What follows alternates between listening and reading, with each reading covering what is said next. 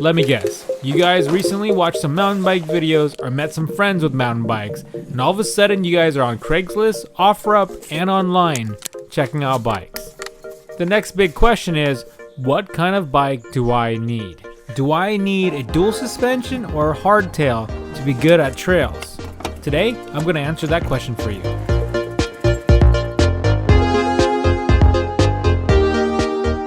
Oh boy, according to my watch, it's gusting at 14 miles per hour, but definitely feels like a bit faster than that. It's another uphill climb, and I think something really cool, if you guys want to leave in the comments below for me, let me know if you guys want me to do trail guides. As I discover trails, I can let you guys know where they are and how fun they are and how to get to them, because for me, super confusing. If I didn't have Joe to show me this spot, I would have probably not understand where this goes up or just a down route. Nice to have a guide. Let me know in the comments below, guys, and in the meantime, let's hit this trail. I'll go up, I'll show you guys how the peak looks.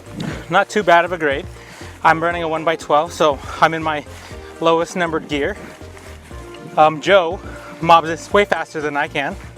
I'm gonna spoil this video for you guys. It doesn't matter what bike you have, just get on a bike and ride. When I was shopping for a bike, I got mixed into this mess of dual suspension or hardtail, expensive or cheap, under $500 or over $1,000. As most of you guys know in my previous videos, I picked up a hardtail but ended up selling it on OfferUp, and I picked up a dual suspension bike. Look at this bike, it's good. I mean, I like it. It's a dual suspension, but it's a 130 by 130. It's a 1x12 right over there. Aftermarket tires from Axis. I believe it's the DHRs and aggressors right in the back. Dual disc brakes, the dropper post. If you guys are modding your bike, the first thing you want to buy, seriously, is buy a dropper. You see that? That's magic. That's literally magic. Controlled by this thing. It's basically like a seat at your house. Drops down when you're going downhill. So worth every dollar. Let's make something super clear. You don't need a dual suspension bike to have fun. I rode on a hardtail that was really old that didn't even have disc brakes. Yeah, that's super old school. First little downhill fun. Open up the suspension, clear it right behind me, switch some gears up. All right, guys, let's go. Brake check is good. I am going left, I believe. All right. Oh man, I forgot how overgrown this is. Oh gosh. Oh gosh. Pedal. Get up here. Oh my gosh, I forgot how overgrown this is. Another downhill fun right about here. Okay. Pick your line smart, Mikey. Pick your line super smart. Oh yeah, no brakes. Let's go. No brakes. A little bit of brakes. Let's go. Just have to brake check myself just to make sure. Woohoo! All right, uphill, momentum uphill. Pedal. Oh man, this thing just whips you up here. That was a little fun downhill, guys. I forgot I'm gonna get welted right here. Get my butt beat by all this. So that was a little fun downhill. I opened my suspension to full, and the bike handles really well. It's nice and soft, just enough for you to get around. There are 3 settings: full lockout, kind of middle, and then full open.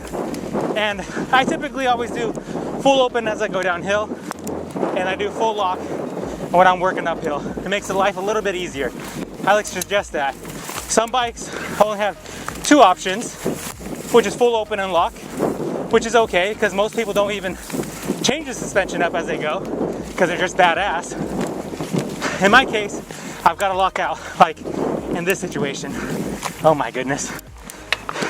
But I can't reach down because I'm in the middle of pedaling. So that means I'm just gonna have to deal with it. If I get lucky, I can reach down right now. Reach down, locked out.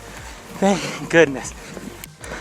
Now you guys are asking about wheel size. My current bike is a 29er. You have options of 26 and 27.5 depending on your taste. I started off with a 26 and I did pretty much just fine. I rode pretty damn hard on that 26 because I didn't know any better. So you guys are okay with getting 26, whatever's in your budget. 27.5 I hear it's a really good middle ground, but 29er is what I settled with because, well, I kind of wanted a 29er, never had one. They look cool too. A lot of new riders will ask the same question. How does this bike do uphill? We know it can do downhill, but how is uphill? Well, this old man here, it's not the greatest shape. I managed to make it uphill on this bike. With a lockout, makes it a lot easier.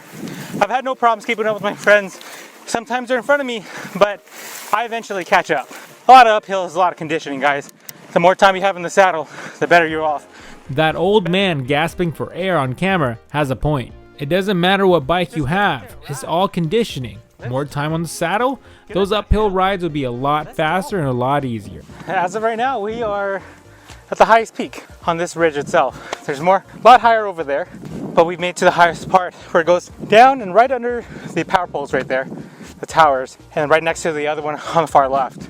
There is one more cyclist coming up right behind. I kind of want to wait for him so I can film him a little bit.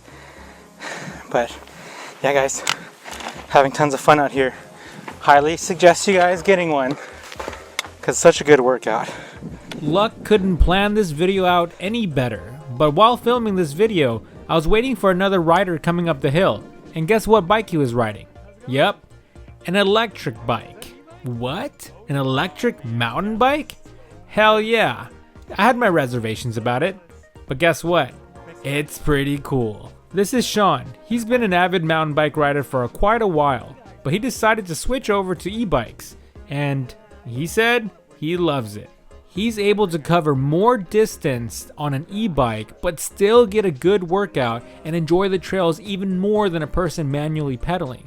Yes, you still have to pedal an e-bike, and yes, it's still a workout, but you're going hell of a lot faster uphill, which means you guys can cover more territory in one day.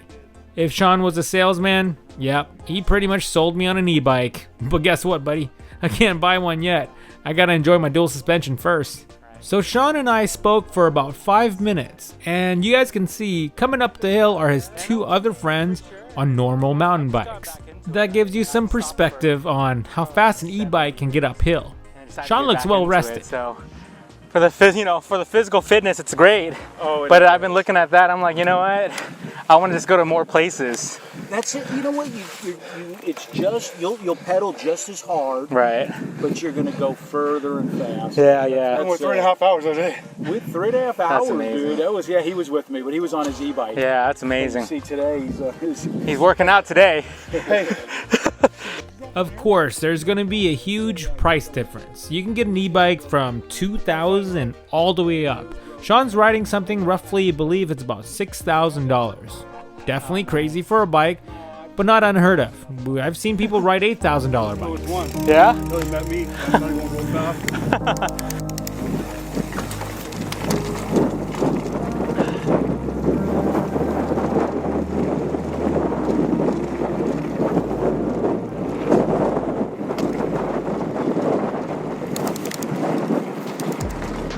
You know what I just realized? I didn't even answer your question yet. What's a good first bike? It's a bike that's within your budget that will make you get in the saddle and ride more often. If you're buying an expensive bike and you don't ride it often, it's not a great bike for you. If you buy a cheap bike and you ride a lot and you learn a lot, you fall in love with the sport, that's the bike for you. And eventually, once you love the sport so much, you won't mind shelling out $2,000+ just for wheels. Let me leave you guys with this.